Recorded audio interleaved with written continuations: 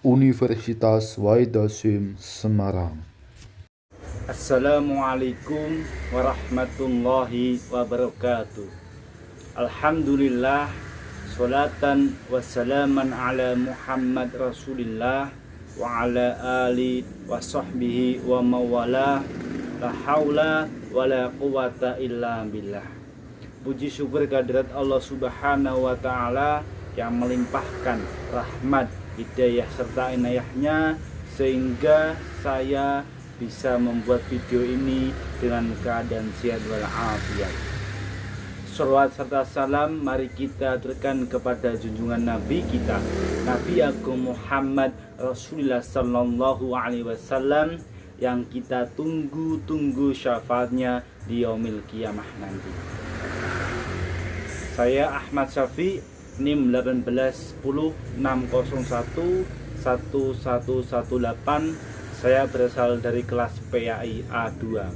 Pada kesempatan hari ini saya akan membuat video tentang pembelajaran Al-Quran Hadis yang bertema tanggung jawab terhadap keluarga dan masyarakat.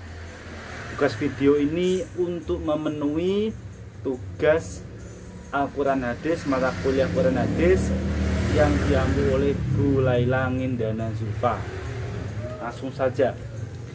Tema saya adalah tanggung jawab terhadap keluarga dan masyarakat. Sebelum masuk ke tanggung jawab terhadap keluarga dan masyarakat, kita harus tahu apa itu pengertian tanggung jawab. Tanggung jawab adalah keadaan wajib menanggung segala sesuatu terhadap apa yang terjadi, dan ketika tidak bisa menjalankan maka kita harus bertanggung jawab atas akibatnya. Itu adalah pengertian tanggung jawab. Di dalam tanggung jawab banyak macam-macam tanggung jawab. Yang pertama adalah tanggung jawab terhadap dirinya sendiri. Yang kedua adalah tanggung jawab terhadap keluarga. Yang ketiga adalah tanggung jawab terhadap masyarakat. Dan keempat adalah tanggung jawab terhadap negara. Dan yang terakhir dan kelima adalah tanggung jawab terhadap Tuhannya. Tapi untuk kesempatan ini, karena tema saya adalah tanggung jawab terhadap keluarga dan masyarakat, maka saya akan membahas cuma dua itu saja. Yang pertama adalah tanggung jawab terhadap keluarga. Kita tahu bahwasanya anggota keluarga ini terdiri dari seperti ayah, ibu, anak, dan anggota-anggota keluarga lainnya.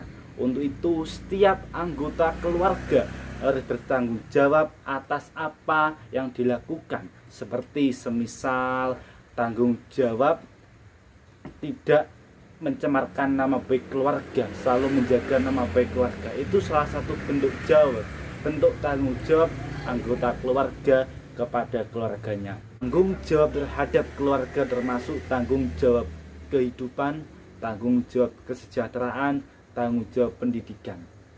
Semisal contoh, tanggung jawab seorang ayah kepada keluarganya adalah di waktu kita masih kecil atau sampai sekarang ini, sebelum kita bangun, ayah kita sudah bangun terlebih dahulu, sholat subuh, lalu beliau pergi untuk bekerja. Itu salah satu tanggung jawab ayah kita untuk keluarganya, karena kerja beliau hanya untuk memenuhi kebutuhan kita, menafkahi keluarga kita. Itu adalah bentuk tanggung jawab seorang ayah terhadap keluarganya.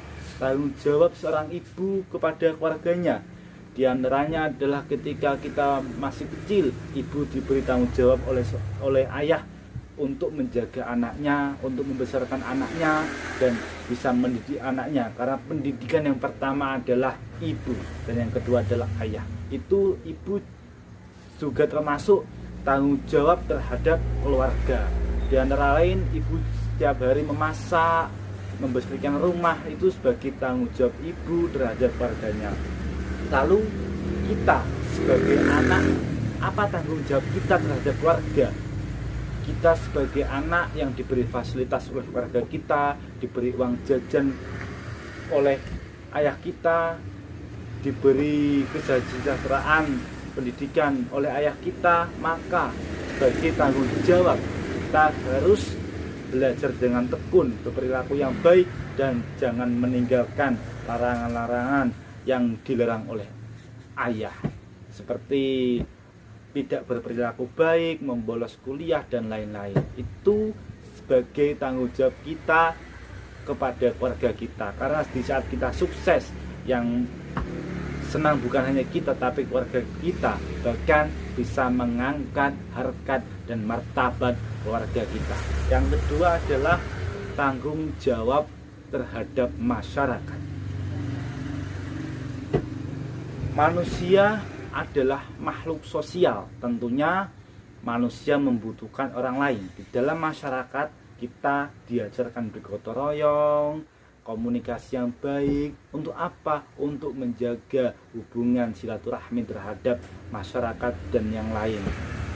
Lalu contoh apa saja tanggung jawab terhadap masyarakat? Semisal kita menjadi orang yang kaya, amin, orang yang berkecukupan, lalu tetangga kita ada orang yang mohon maaf miskin, maka tanggung jawab kita terhadap masyarakat adalah membantu, mengajak yang lain bagaimana kita bisa membantu orang-orang yang belum cukup atau yang belum bisa sejahtera. Nah, itu tanggung jawab kita terhadap masyarakat. Yang lain, contoh yang lain semisal ketika ada seorang mendirikan kafe atau karaoke di salah satu tempat atau masyarakat, lalu karaoke itu mengundang banyak maksiat, mengundang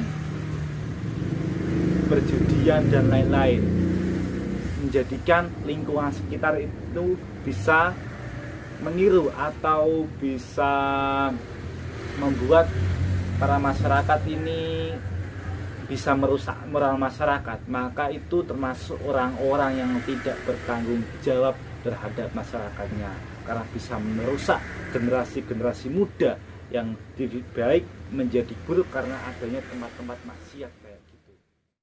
Selanjutnya saya akan memaparkan PPT, yaitu ayat-ayat Al-Quran yang membahas tentang tanggung jawab keluarga dan masyarakat.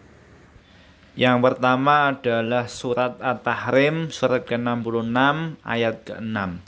A'udzu billahi minasyaitonir rajim. Ya ayyuhallazina amanu qu anfusakum wa ahlikum naran waquduhan nasu wal hijarah. وقودها الناس والحجارة عليها ملائكة غلاد شداد لا يعصون الله ما أمرهم ويفعلون ما يؤمرون. Yang artinya, hai orang-orang yang beriman, peliharalah dirimu dan keluargamu dari api neraka yang bahan bakarnya adalah manusia dan batu, penjaganya malaikat-malaikat yang kasar, yang keras, yang tidak mendurhakai Allah terhadap apa yang diperintahkannya kepada mereka, dan selalu mengerjakan apa yang diperintahkan. Dalam suasana peristiwa yang terjadi di rumah Nabi Muhammad SAW, seperti diurai oleh ayat-ayat sebelumnya atau munasabah ayat, maka pada ayat ke-6 ini memberi tuntunan kepada kaum beriman bahwa hai orang-orang yang beriman, peliharalah dirimu, kamu yakni istri, anak-anak dan seluruh yang berada di bawah tanggung jawab kamu dengan membimbing dan mendidik mereka agar kamu semua terhindar dari api neraka yang bahan bakarnya adalah manusia kafir dan juga batu-batu, antara lain yang dijadikan berhala-berhala.